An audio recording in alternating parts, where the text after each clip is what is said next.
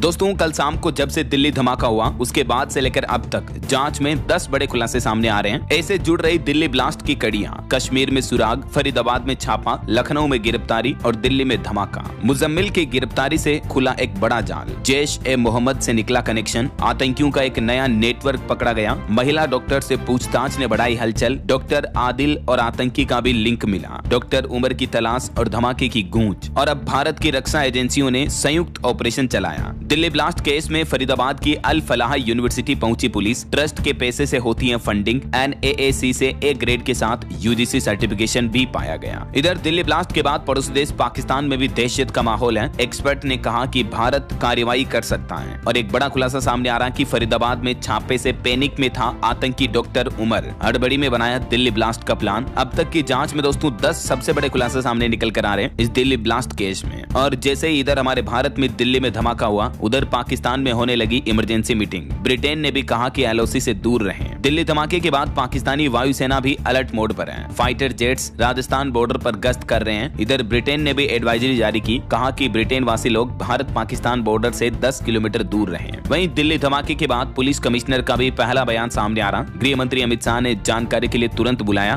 Delhi police commissioner ने एक रेंगती car का भी जिक्र किया इस पहले बयान में। उन्होंने बताया कि रेड लाइट के पास एक गाड़ी रेंग रही थी और अचानक उसमें ही ब्लास्ट हुआ। ये धमाका 6:52 पर हुआ है। धमाके के बाद देश की राजधानी दिल्ली के पुलिस कमिश्नर सतीश गोलचा का ये पहला रिएक्शन सामने आया। राजधानी दिल्ली में मेट्रो स्टेशन के पास हुए धमाके के बाद पूरी दिल्ली में सुरक्षा व्यवस्थाओं को हाई अलर्ट पर रखा गया है। गृह मंत्री अमित शाह ने भी जानकारी के लिए तुरंत इमरजेंसी मीटिंग बुलाई। इधर उत्तर प्रदेश में भी मुख्यमंत्री योगी आदित्यनाथ ने हाई अलर्ट घोषित किया। एक खुलासा ये सामने आ रहा है कि मस्जिद के पास पार्किंग में तकरीबन 3 घंटे तक खड़ी रही थी कार, फिर निकलने के 4 मिनट बाद ही धमाका हुआ। दिल्ली पुलिस के CCTV वीडियो की जांच में एक तस्वीर में कार दिखाई दे रही है और ये कार पार्किंग एरिया में करीब 3 घंटे तक खड़ी रही है। वहीं फरीदाबाद मॉड्यूल से भी जुड़े मिले दिल्ली धमाके के तार। पुलवामा के उमर मोहम्मद ने हड़बड़ी में ये ब्लास्ट का प्लान किया। दिल्ली ब्लास्ट मामले में अब तक पुलवामा से डॉक्टर उमर का दोस्त और डॉक्टर सज्जाद भी गिरफ्तार हो चुका है। इनके भाई माँ बाप को भी हिरासत में ले लिया गया है। फरीदाबाद से अरेस्ट डॉक्टर शाहीन जैश महिला विंग की हेड मिली है। ये देखिए, देशद्रोहियों और गद्दारों की वजह से कई लोगों की जाने गई। दिल्ली ब्लास्ट में अब तक मरने वालों की संख्या बढ़कर 12 हो चुकी है। और इस दिल्ली ब्लास्ट केस की 3 एंगल से जांच कर रही दिल्ली पुलिस। एक तो फरीदाबाद यूनिवर्सिटी पर फोकस रखा जा रहा है। जिस I-20 कार में विस्फोट हुआ, उस कार के पूरे तार डॉट्स कनेक्ट किए जा रहे हैं। अल फलाह यूनिवर्सिटी में 52 से ज्यादा लोगों के साथ पूछताछ की गई। इधर राष्ट्रपति द्रौपदी मुर्मू ने गृह मंत्री अमित शाह से भी बातचीत की। और दिल्ली पुलिस मुख्य रूप से 3 फैक्टर पर फोकस कर रही है। अभी दिल्ली पुलिस के साथ देश की रक्षा एजेंसियों ने भी दिल्ली के लाल किला परिसर में हुए विस्फोट की अपनी जांच को 3 महत्वपूर्ण एंगल पर केंद्रित कर दिया है, जिसमें एक तो दिल्ली पुलिस ने संदिग्ध गतिविधियों को ट्रेस करना शुरू कर दिया है। फरीदाबाद के एक विश्वविद्यालय से भी संदिग्ध नेटवर्क और घटना में इस्तेमाल किए गए विस्फोटक की प्रकृति पर ध्यान केंद्रित किया जा रहा है। अब NIA करेगी दिल्ली धमाके की जांच। उधर पुलवामा से एक और डॉक्टर भी हिरासत में लिया गया। घटना स्थल पर पहुंचे CRPF के DGP। प्रधानमंत्री नरेंद्र मोदी ने कहा कि पूरा देश पीड़ित परिवारों के साथ है। दोषियों को कड़ी से कड़ी सजा मिलेगी। लाल किला मेट्रो स्टेशन के पास हुए विस्फोट के बाद अब NIA की टीम भी मौके पर पहुंच चुकी है और क्राइम ब्रांच सलमान से भी पूछताछ कर रही है, क्योंकि दिल्ली ब्लास्ट में सलमान नाम के शख्स की कार का इस्तेमाल किया गया और वो हरियाणा के गुरुग्राम का रहने वाला है, तो उसको भी अरेस्ट कर लिया गया है। उससे भी पूछताछ चल रही है। वो किराए पर यहाँ रहता है। देश के रक्षा मंत्री राजनाथ सिंह का भी कहना कि दोषियों पर सख्त कार्रवाई होगी। और फिलहाल सरकार ने फैसला लेते हुए 13 नवंबर तक लाल किला में एंट्री भी बंद कर दी है। दुनिया भर के कई देशों ने दिल्ली ब्लास्ट पर शोक व्यक्त किया। कनाडा ने भी शोक संवेदनाएं दी और दिल्ली मेट्रो का एक मेट्रो स्टेशन भी फिलहाल क्लोज है। बाकी अन्य स्टेशन सामान्य रूप से कार्यरत हैं। लाल किला मेट्रो स्टेशन जो वो अभी बंद है। दिल्ली ब्लास्ट मामले में आज भी गृह मंत्री अमित शाह ने हाई लेवल मीटिंग की, जिसमें NIA, IB चीफ के अलावा अन्य एजेंसियों के चीफ भी शामिल रहे।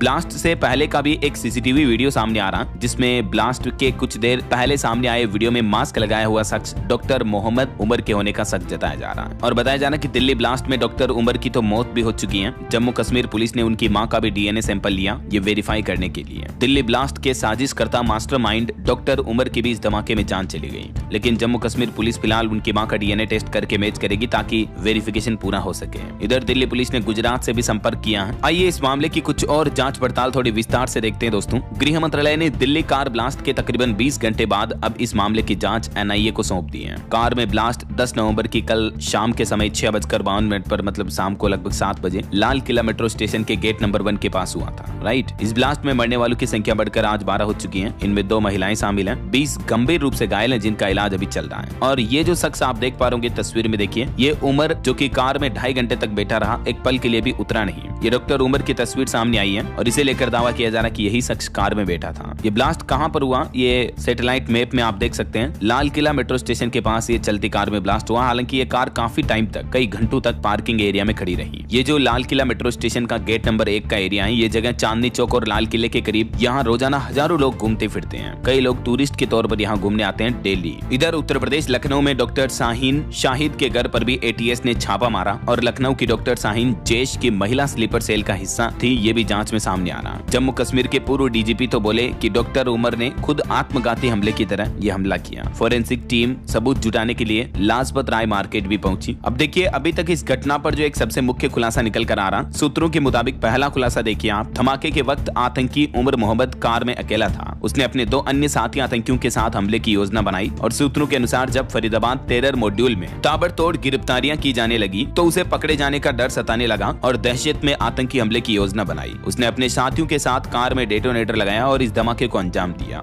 ये पहली थ्योरी तो ये सामने आ रही, ठीक है। दूसरा, इस खुलासे के मुताबिक I-20 कार भरतपुर बॉर्डर पर आखिरी बार दिखाई दी और भरतपुर से दिल्ली प्रवेश करते हुए कार दिखाई दे रही, तो इसके आगे का रूट का पता लगाया जा रहा है। इसके बाद ये कार लाल किले के मेट्रो स्टेशन गेट नंबर 1 के पास दिखी है। तीसरा खुलासा ये आ रहा है कि इससे पहले एक कार लाल किले के पास सुनहरी मस्जिद के पास पार्किंग में भी तकरीबन 3 घंटे तक खड़ी रही, जिसकी टाइमिंग वगैरह भी आप देख सकते हैं। चौथा, दिल्ली पुलिस का कहना है कि उसने लगभग सारे रूट के सीसीटीवी फुटेज को हासिल कर लिया है, जिसमें संदिग्ध ये कार पार्किंग में जाती दिखती है और फिर बाहर निकलती हुई भी दिखती है। और अभी इस I-20 कार का जम्मू कश्मीर कनेक्शन क्या है, इस पर भी जांच चल रही है। जिस I-20 कार से लाल किले के पास ब्लास्ट किया गया है, उसका मालिक मोहम्मद सलमान नाम का शख्स था, जो कि मैंने आपको बताया हरियाणा गुरुग्राम में रहता है ये। और छठा खुलासा आ रहा है कि तारिक को भी कल रात पुलिस ने पुलवामा के शंबूरा से हिरासत में लिया है, लेकिन कार के आरसी तारिक के नाम नहीं है। सूत्र बताता है कि 2015 में तारिक ने कार को उमर को दे दिया था, तब तक कार तारिक के नाम से थी, तो पुलिस ने इन दोनों को हिरासत में ले लिया, मतलब कार के पिछले वाले मालिक को भी ऐसा। और बाकी दिल्ली पुलिस ने इस ब्लास्ट की जानकारी देते हुए ये भी कहा था कि जिस कार में विस्फोट हुआ उसमें 3 लोग सवार थे पहले तो, और उन्होंने ये भी कहा कि इस बात की जांच चल रही है, लेकिन अभी दिल्ली पुलिस का ये कहना है कि कार में उमर मोहम्मद जो है वो अकेला ही था ऐसा। फिलहाल दिल्ली पुलिस ने इस ब्लास्ट की प्राथमिकी दर्ज कर ली है और कई महत्वपूर्ण धाराओं के साथ इस केस की इन्वेस्टिगेशन आगे चल रही है। दिल्ली पुलिस की स्पेशल सेल ने फरीदाबाद क्राइम ब्रांच और जम्मू कश्मीर पुलिस से भी फरीदाबाद से रिकवर हुए विस्फोट की जानकारी मांगी है। लाल किला ब्लास्ट का फरीदाबाद कनेक्शन क्या है, ये भी डिटेल आप देख सकते हैं। अभी तक जो इस जांच में ये नए खुलासे सामने आ रहे हैं। बाकी दोस्तों, हम सब की तरफ से भी दिल्ली ब्लास्ट में जान गंवाने वाले मृतकों के लिए भावपूर्ण अश्रुपूरित श्रद्धांजलि। ये भी पुलवामा की ही तरह एक बड़ी दुखद घटना हमारे देश की, और ऐसे जिन्होंने देशद्रोहियों के साथ सख्त कार्रवाई होनी चाहिए। हमें सरकार से यही उम्मीद है कि ऐसे घटिया लोगों को सख्त से सख्त सजा मिलेगी, मरने वालों को इंसाफ मिलेगा। बाकी उनके परिजनों के प्रति शोक संवेदनाएं, उनके परिवारों को ईश्वर इस मुश्किल घड़ी में हिम्मत दे, हौसला दे। हम सब की तरफ से ईश्वर से यही प्रार्थना है, और ऐसे देशद्रोहियों गद्दारों को सख्त से सख्त जल्द से जल्द सजा मिलनी चाहिए। दिल्ली पुलिस और सभी जांच एजेंसियों से हमें पूरी आशा है कि जल्द से जल्द इस घटना की जांच हो पाएगी और न्याय मिल पाएगा पीड़ितों को। आइकॉन जरूर दबा देना पल पल के लाइव ब्रेकिंग न्यूज अपडेट देखते रहने के लिए।